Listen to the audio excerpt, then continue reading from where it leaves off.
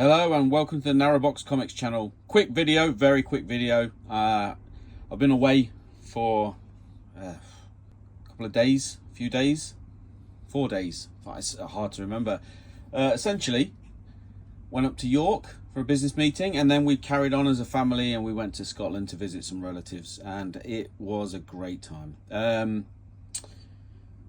And I think I got to go to Travelling Man in York, which was really great. It's a really cool bookshop and game shop, and it's got a section at the back for anime, which was really cool.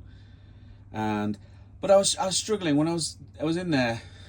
I was looking at the floppies, and I was just thinking to myself, it's kind of like, I've seen all these covers before. I've seen all these stories before. You know, it was the same thing, Spider-Man guest starring in and everything that they want to like push out, you know, the contriving plot lines that put these characters together so they can launch new books. Batman fighting Superman. I'm kind of tired of seeing it, to be honest. And I thought, I don't want to even flick through the floppies. And I think that's kind of indicative of what's happening in the industry in general, is like the idea that you've got so many cool books, so many cool characters, so many things that you can look at.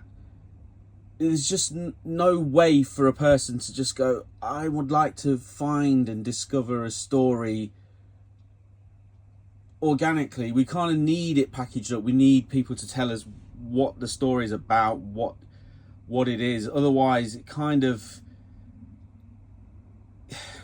it's like a waste of time. You can sift through 20 good books to find one bad one, one great one, and you'll find 5 bad ones, and just some that you're not really that interested in. So last time I was in Gosh in London, I picked up a floppy, and it just stayed with me. The idea of it just stayed with me. The concept stayed with me, and I don't know what, I think it was the issue 2 of this one, the Power Fantasy by Kieran Gillen, and artwork by Casper Wingard. I think I got Wingard. Anyway, fantastic. I really enjoyed this. It does have a few issues, but for the most part, it takes a pretty worn out genre, kind of reinvigorates it somewhat with a little bit of life. And it's very hard to pin down exactly what it's about. Because it falls into some of the more nebulous aspects of being a modern audience book, and I don't want to spoil it. I want you to go out and discover it. So I'm just putting this video out there to say this is one you should look at. This is a great book, and the guy in the shop congratulated me as well when I picked it up. He said, "Oh, that's a good one," and I agree. And for $8.99, I think it was for 4 issues. It's worth a look. 5 issues, 1 to 5. So yeah, I would give this one a look. The artwork's fantastic. Really, really impressed with the artwork, and for the most part, I think Kieran Gillen is a very talented writer. But one of the issues that I have with his writing is that it tends to push ideas of kind of that may not really fly. He tends to contrive situations. Obviously, as a writer, we all contrive situations. What I'm kind of suggesting is that some of the characters he creates, they couldn't possibly work with the aspects that he has. But there's one character in this book that is absolutely spot on, and that's Etienne. He's the guy on the front cover, and I think Kieran Gillen knows that this book is about him. It kind of parades itself as a modern audience authority, is the best way I can put it. These are atomics. They're called atomics. They're superhumans that have been around for a very long time, and there's only six of them, I think he says. There may only be 6 in the world, and the idea is that they are extraordinarily powerful, like ridiculously god level power. They can do anything, and each one of them are held in a unilateral standoff. None of them can really act without the say-so of the others as a result of the levels of power, because the collateral damage is literally the entire universe. So it's a really cool concept, but there is a lot of contrivance around that.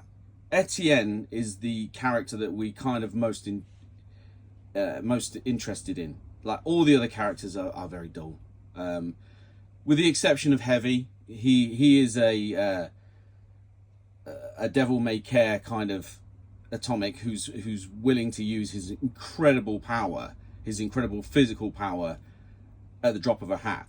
He's only kept in check by Etienne and I can't remember the other character's name. She's like an angel essentially, and that's where the contrivances begin, because she's just not a very convincing character. Look at that artwork, spectacular. Yes, and so we start with a metaphysical discussion between the cool character Etienne and this character. She's the goddess. I cannot remember the name, but yeah, we get this. I mean, the character design didn't really work for me, because the one thing that I thought that the compelling thing about this book that I really enjoyed was the concepts and the writer's concepts of what he was actually trying to do. It kind of indicated to me that he was talking about fundamental forces given human form, and the physical abilities of these characters, and none of them worked for me except for Etienne, and the rest of them kind of just felt backdrop to his story. And this particular one is kind of like the juggernaut of the X-Men. She's the force that Etienne has to consider whenever he makes a decision, and it's very heavy-handedly laid out at the beginning. And I say heavy-handedly because I literally was talking to a friend of mine about how comics start nowadays, and there's a lot of talking and eating. So I was not happy when I opened up the page and they were talking and eating, but then the conversation actually makes sense. They're talking about the little people around them, and the world around them, and the fragileness of it all. So it made sense. They weren't sitting in a diner, at least. That was what we were talking about, like sitting in a diner. But yeah, I was actually really quite surprised. And it feels like there's a whole world behind this, and we've only got a slight glimpse at it. So I'm going to give this book a go. I mean, it's something I'm very interested in, and I like the way it's been done. There are, like I say, there are certain things that kind of left me a little bit cold. I feel some of the other characters are a bit extraneous, like I said. But Heavy is a cool character. I really enjoyed him. Etienne is great. And the goddess character, I just cannot remember the name. I'm sorry. I'm old now. But I think of all the comics I've read in recent years, this is one of my favourites. And it's the one that I kind of walked out of the comic book shop thinking about. So yeah, give the Power Fantasy a go. It's definitely something I really enjoy, and I hope you like it too. Alright, well, thanks for listening, and I'll speak to you later. Bye.